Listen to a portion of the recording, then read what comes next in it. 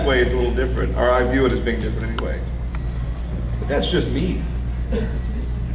Yes? What about fan dubbing? What about fan dubbing? What's your feelings on it? What are my feelings on it? I don't know, how got in your head? Exactly. Next question. As long as they're not better than me, I'm okay with it. Yeah. I don't know. What is fan dubbing? We're out of the loop here on this. Some people do is they'll take Japanese anime and they'll cut the sound out, and then they get a whole bunch of friends and they upload it on YouTube and say, yeah, there you go. All right. It's a very creative way for those to get their yayas out, and that's, you know, it's more for their fun than anything else, I would say. I mean, I would have done it. Yeah. Because you do it as a kid, you do it at home. Yeah. You turn the TV down, and you would do that. Yeah. I mean, I do it. I would, download clips of Twilight. Tell everybody. And I'm good. Yeah.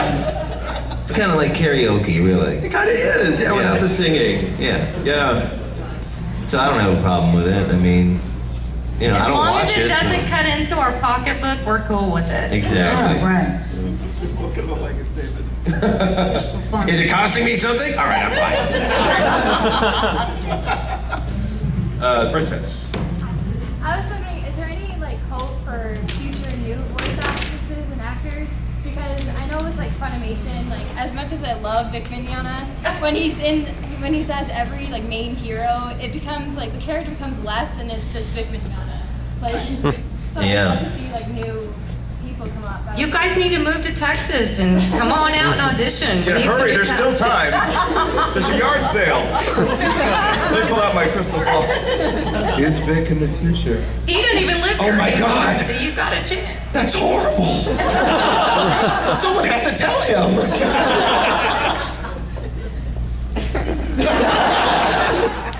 Well, they do reach out. I was actually just invited into the Full Metal family about a week and a half ago. They flew me down to Texas, and I got to do a nice, juicy role in Sacred Star of Milos, which is coming out in theaters, they tell me. That's really exciting. I'm really happy about that, yeah. And I know the studios in California will hire people from out of state as well, because they like to mix and match.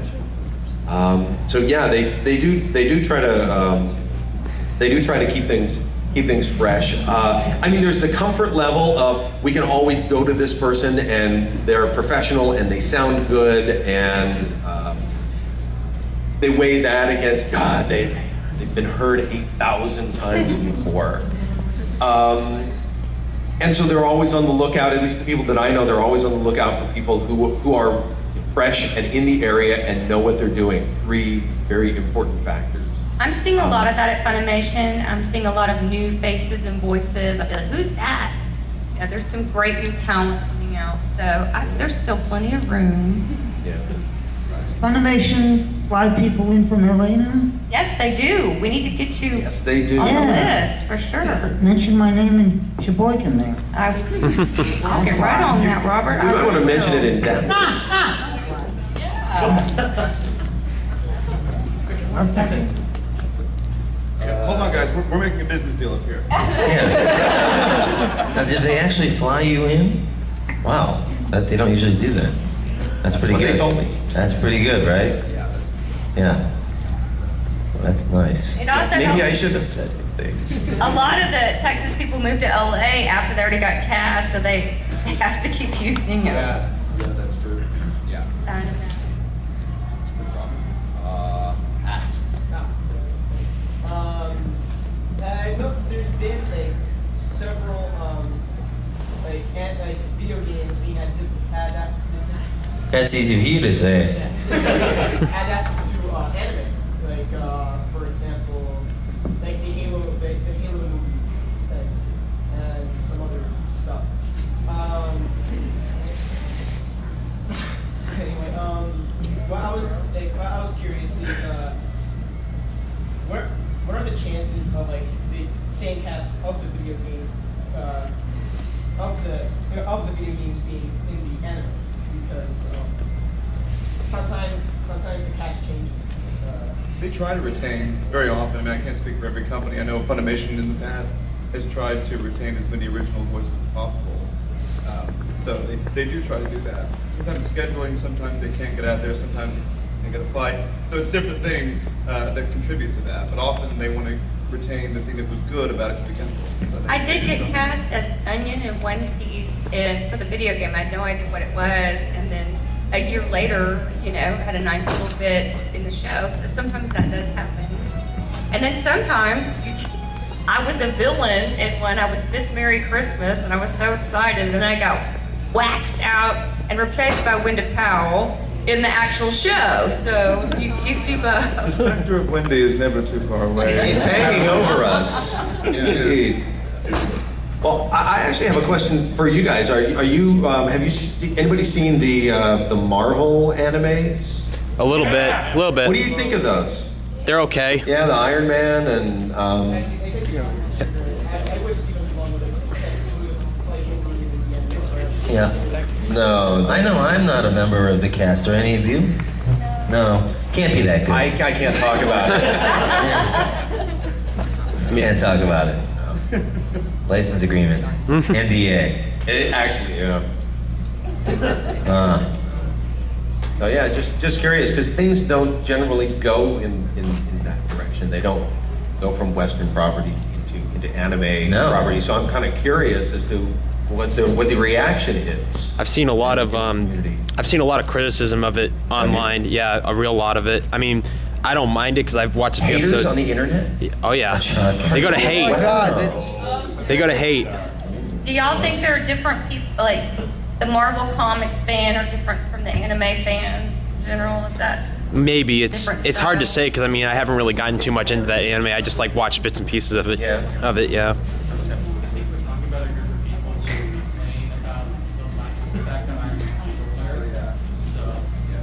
That was wrong. That was wrong. Shouldn't have been there. Yeah. This gentleman had a question in orange. It's along the similar lines of voice acting, and for up-and-comers, those of us who want to try out, do you have any advice on it? Like, do you have, like, any specific sort of ideas that you could to loan out to those who want to try out and try to get better at it? Take voiceover workshops. Yeah. Definitely. Yeah. Get your training, get your tools. Start out in a commercial voiceover workshop and, see how far you need to go with that, and take an animation voiceover workshop. And between the two, you should have a nice broad range and, be well schooled before moving on to the area of having to make a demo to get into the rank and file of a theatrical agency like us. Most of the people I knew were already just doing whatever acting they could get, and they stumbled into it and were thrilled to get it. So part of it, unfortunately, is living in a place where it happens. So try out as much as you can. And then move to Texas or LA. I would imagine there's probably some sort of a voiceover scene in Boston. In New York. Yeah. In New York City, you would think so. Yeah. We can always pursue radio and news, reading the news, that's voiceover. And there's all sorts of areas. And industrial work, industrial type work. Nowadays, you could be living in another city, and with the advent of computers and MP3, like I say, you could be in, I have a friend who was very busy voiceover guy in LA, and he wanted to move to Texas. He wanted to move to Arizona for his health and just for his sanity, because he hated LA. And he picked up and moved lock, stock, and barrel to Arizona, and he had a home studio, so he didn't lose any work. He just did it in his home studio, and this Sweet. That is sweet. I envy him. I wish I was him right now. Yeah, because He they're passed so away open-minded in this year. Arizona. Oh, He's very, Jeff Winkless, very, very excellent actor. I have to agree with Passed away recently. I have to agree with Quentin that the very best first step is take workshops, take a class, look online, see who's teaching. Not only will you learn the things that you need to learn, but you'll also start meeting people. Teachers tend to be the types of people who can then refer you to work down the line. That was the case with me. I was very lucky when I started. And then you want to stay in practice. You want to find ways to continue to read and be recorded. I didn't do this when I started, but I do this now, and I highly recommend that people check out the Braille Institute because they need people to read news. And you go in and you sit in a booth and you read USA Today or Forbes or whatever periodicals that they need read for their for the blind. Does it pay? And it does not. It's all volunteer. That's okay. But you know, if you need practice reading and doing something for a really good cause, because again, they do need people. That's a really good way to go. Let's do the wave. That's exactly what I was talking about. Please, everyone be seated. I didn't expect anyone to stand up or anything. Lord knows, I'm not going to stand up. The gentleman with the baseball cap and beard. Yeah, what were some of your guys' first break-in gigs to the industry? First what? Like what broke you into the industry? Break-in roles? Wait, what did you say? I'm sorry. Your break-in Like, what were rules. your first jobs in the industry? Yeah. I know that I went to, I had done a workshop where they promised me the stars and that you were going to go to Los Angeles on a trip and you were going to do this and you were going to do that. But let's take you out to Pennsylvania where you can meet, at the time, this television star named Andrew Stevens, who was actually the son of, if I'm not mistaken, Connie Stevens. Or was it Stella Stevens? Stella Stevens, thank you. And he was on a show. It was it Dallas or Dynasty? I get the two confused. Anyway. Dynasty, I think. I think it was Dynasty. I think you're right. Thank you, Robert. And I got there and I had a sit-down meeting with him and we're talking and he's giving me, you know, the same information we're giving you about the business. And all of a sudden somebody comes back there and says, "Hey man, we got our Mickey and our Goofy out there in their suits, but the guy who's supposed to be Donald Duck didn't show up." And this guy, Andrew, goes, "Hey, I got you Donald Duck right here." I'm like, "What are you talking about?" He goes, "Yeah, I got you Donald Duck right here. What are you gonna pay him? $50? $50? $50? $50? You got $50? All right, yeah, $50. And yeah, just get him some leotards, and you got the top suit, you got the bucket, you know, the bucket butt, and you got the pullover shirt and the big head. Good." And I'm like, "Oh, do I walk around going?"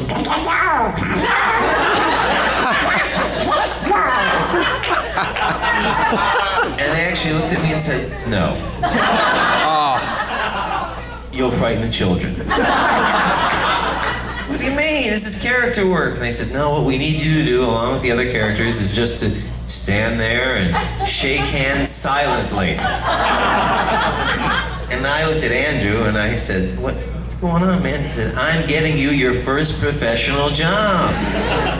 And I didn't even understand the concept at the time when he said, "I should be taking 10%. You know, which he could have.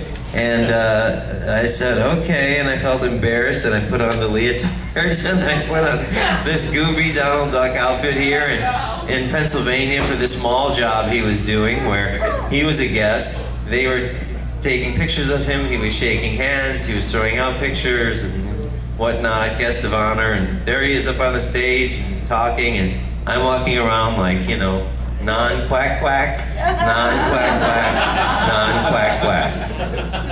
That was my very first job. So there you go. And a roll from there, oh my God, it just took off. As you can imagine. But Andrew's best advice to me was, as is everyone else's, he said, "Listen, if you want to get into show business, in this case, he said, move to LA or move to New York, right? And again, Texas is an option." And he said, which it wasn't at that time. He said, "Have enough money to live for a year or get a job and stay for at least a year. And try to make some inroads. Take some classes, do some work, do some networking, see how it feels, see what you think. And that's what I did. And I never left. And just built upon it, one class, one workshop after another. And as I said yesterday, one of my first jobs was in Aladdin, which was a Disney project, after I got a voiceover agent.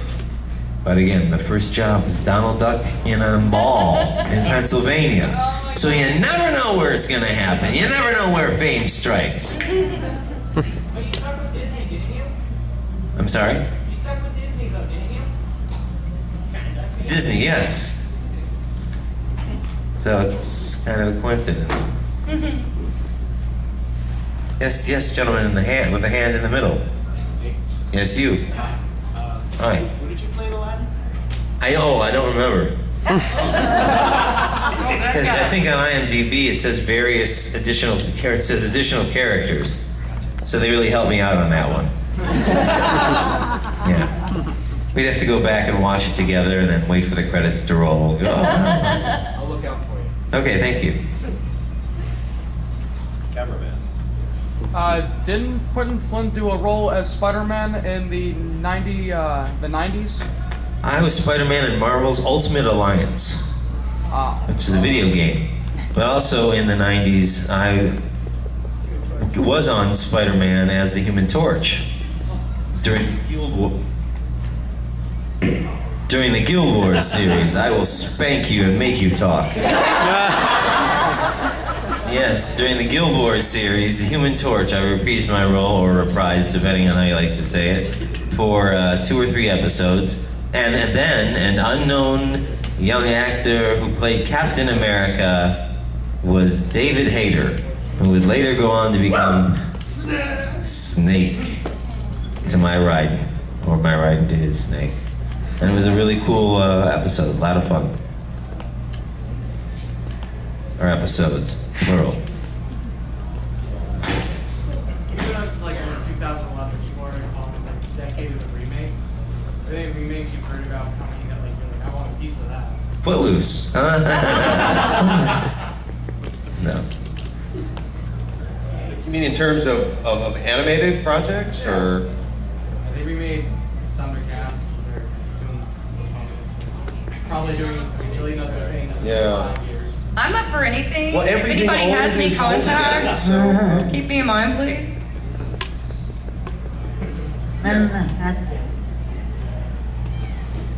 Is it 50? All right, yes.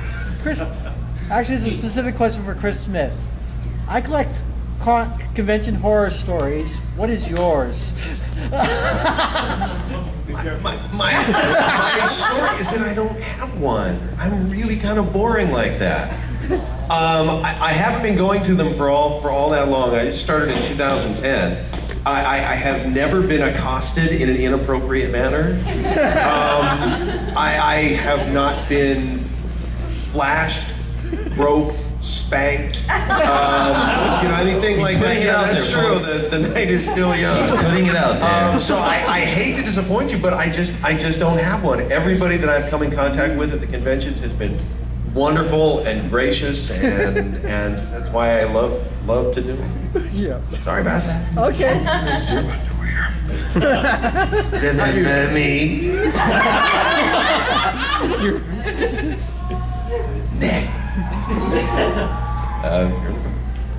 This is for all of you. Which one of your specific roles that you guys have all voiced was your favorite one to voice?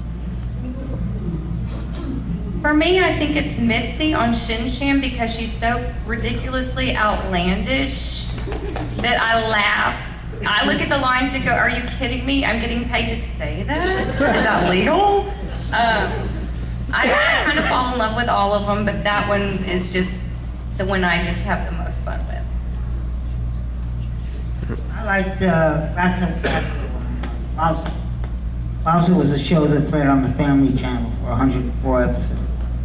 Ratso was just for young kids, but the writing was very sophisticated for young kids. Because we wrote it, we would write for ourselves rather than for the kids. So we had a lot of in-jokes and stuff. It was really for adults. But, It just went right over their heads. well, they could relate to it on one level, but it was, yeah.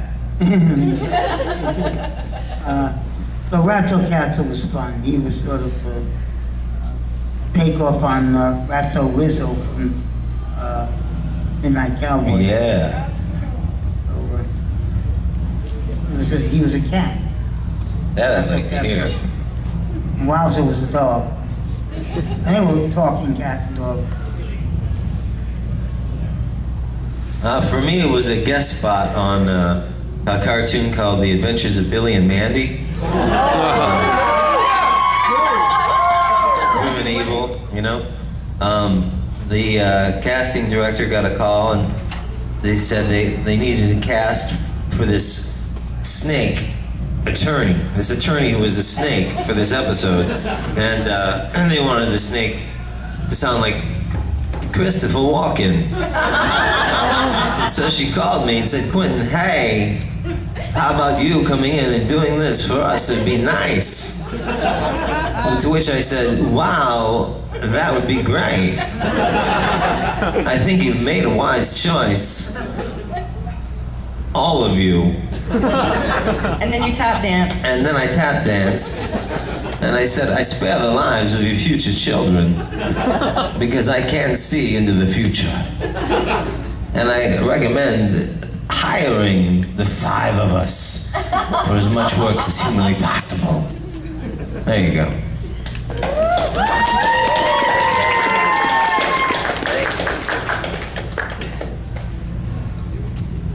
Probably, I liked Boo and Shin Chan, and I liked Camo Enigma. Those are the 2 most fun voices to do, I think, for me. Of course, Boo said very inappropriate. Who's seen Shin Chan? Anybody know what I'm talking about? Yeah, it's really dirty. Although Boo didn't say things dirty, he was really stupid, which I enjoyed. And he's always got a stopped up nose. Well, you know about that. Yeah, we both played characters with stopped up noses. It's weird. And then, of course, Camo, once again, a little weasel who smokes and loves panties. So he, whoa! Panties! That was in the other room. So anyway, so those 2. Finally got to it, Chris. We finally got to it. All right, there's the bottom of the drain. Panties. I can't escape panties. Anybody else with a question about underwear, apparently? Boxers or briefs? I'm gonna party with you, Space Cowboy. Boxer briefs, I can't decide. Anybody else with a great hand, with a question inside of it? Yes? I've talked to a few voice actors about their previous experience, and they've all said that it's what they have always wanted to do. They went to college, they got a degree, fill in, rest of the story here. What about those actors that went in for, let's say they went for a chemistry degree because they were a moron and decided they wanted to do voice acting after they got a degree? How important is the piece of paper saying I am a theatrical major? I'm a history major, and my day job was real estate for 15 years. I don't think, I mean, obviously you get more training in college. I had to do my training outside of school. So it's possible. Anyone? As far as making money, my theater major meant absolutely nothing. I wish I had gotten an anthropology degree instead because it would have been more interesting. I ran a nonprofit, seriously nonprofit, Shakespeare theater group for 4 years. That's all I really ever did with it. It was great fun. I loved it. I didn't love it as much as doing silly voices in a booth. And sharing the stage with wonderful people like this. So for me, it didn't make a difference. I would still do it. It's like, I don't want to sound like everybody's dad. Go to college, get a degree. You know, because there's just that sense of accomplishment that you have, as opposed to being in limbo. Kind of going, I don't know, yeah, I've been going for 7 years. Sounds important. It's the bat phone, Commissioner. Joker, eh?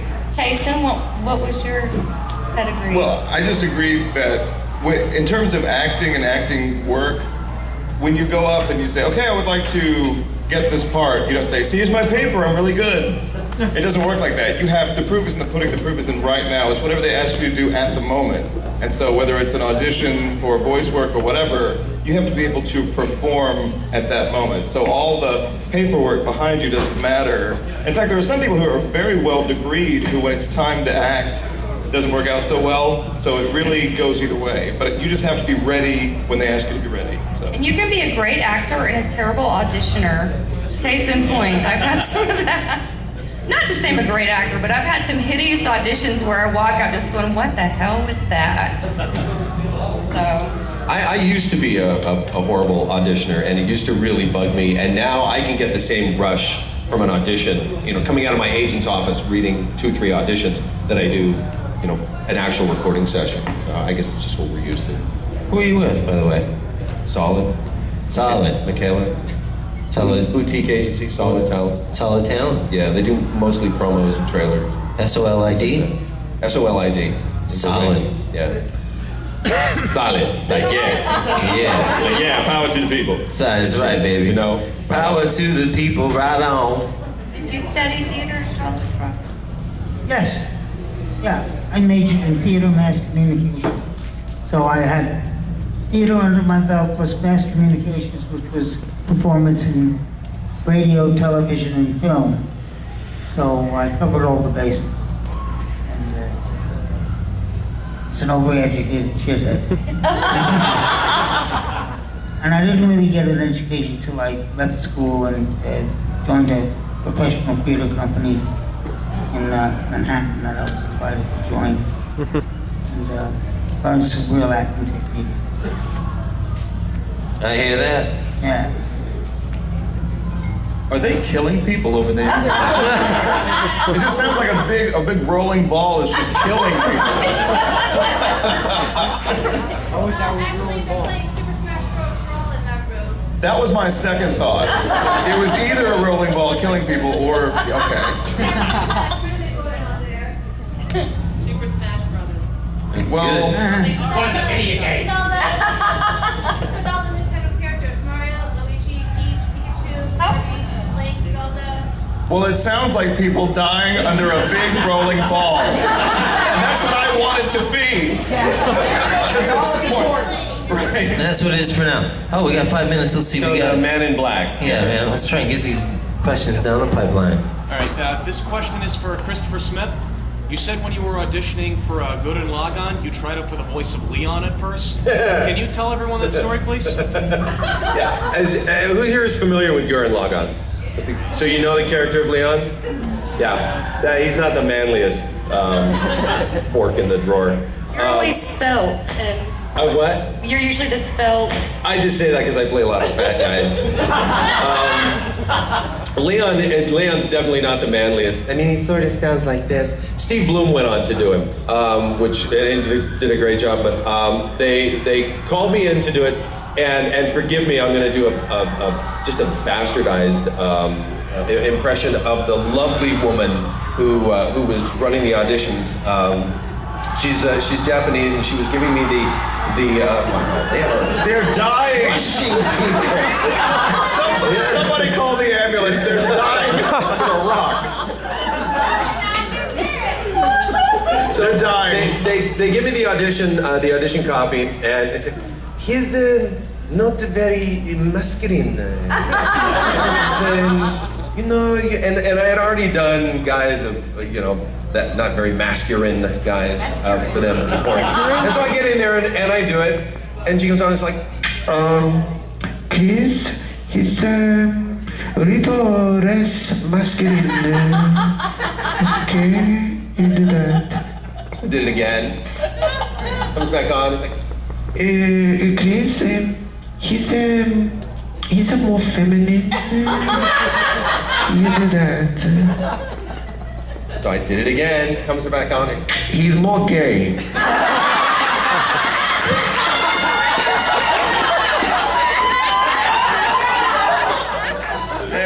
It everyone's wonderful. I didn't get it. I got Keaton instead, which was just a thrill and a half, and I loved doing it. But I also got a wonderful story that makes me laugh every time I think about it. So thank you for that. It's more gay. Didn't you go with like a cowboy voice format? Yeah, at first, because I was really hooked on Lost when we went in for that, and so I was thinking, yeah, I'm gonna make him sound a little bit like Sawyer. And they didn't go for that. Yeah. But where'd you get the current voice from? It sounds like more like Street Cop or something like that. The voice that I wound up using for him? I don't know. We just like got into the studio and pulled it out of my butt. I don't know. You know, it's like, yeah. I think sometimes looking at the picture of the character brings out new inspirations that I hadn't thought of before. How about the young man with the glasses just behind you there in the red shirt? For those on the internet who make things like a bridge and fan dubs, do you think those would be like good references or resumes to companies like Funimation to show people like what they can do on their spare time, to show like if they could get a role in anything? I think the best thing you can do, and we get now more than ever, the best thing you can do is send in an audio demo. That's the best thing you can do. And we actually do get them, which is funny. The talent coordinator sends all the directors all these submissions, and we really sit and listen to each one. So I think that would be your fastest road to working for that company. And I was just told that clock on the wall, we have to wrap it up. They are going to crush us with a large boulder. We've got to run. So thank you so much for hanging out with us, guys. Appreciate your being here. Oh no, the guy in the back of the room told us to continue. Autographs at 4 o'clock. I've been told you don't have to leave if you don't want to. You may continue answering questions. Oh. Okay. I'm cool with that. All right, we'll answer some more questions. We're doing autographs in the hangover room. In the hangover room? In the hangover. That's everywhere. Right. 4 o'clock. Yeah, see you in the There's a tiger in the bathroom and chickens and Mike Tyson. Yeah, mayor. Yeah. But yeah. Who do you? Yeah. You gotta go? Chris Kaysen, ladies and gentlemen. I gotta go. Bye, guys.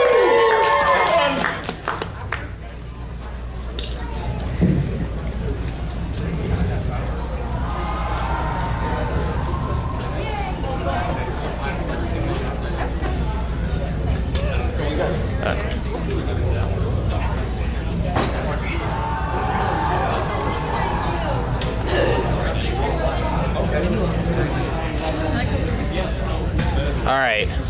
Okay, shoot. If I may ask, what character do you think is more popular that you voiced? Axel in Kingdom Hearts or Conan in Bleach? Axel in Kingdom Hearts. Yeah. Do you think that, what did you think of Kingdom Hearts before you got the role of Axel? I didn't know anything about it. It was completely foreign to me. No pun intended. And when I read it, it felt like a really good match. And it just gelled. Everything came together.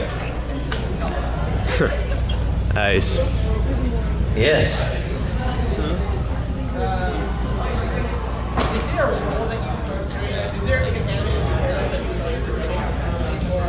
Animated role that I what? That I haven't done? No, that you would like to. Have you heard of one that you would like to do? Well, I've heard they're doing. No, actually, I haven't heard of anything new that's coming out yet, so I don't know. I'm still waiting. Yeah. If you know of any, please let us know. Yeah, that would be great. Wrapping it up.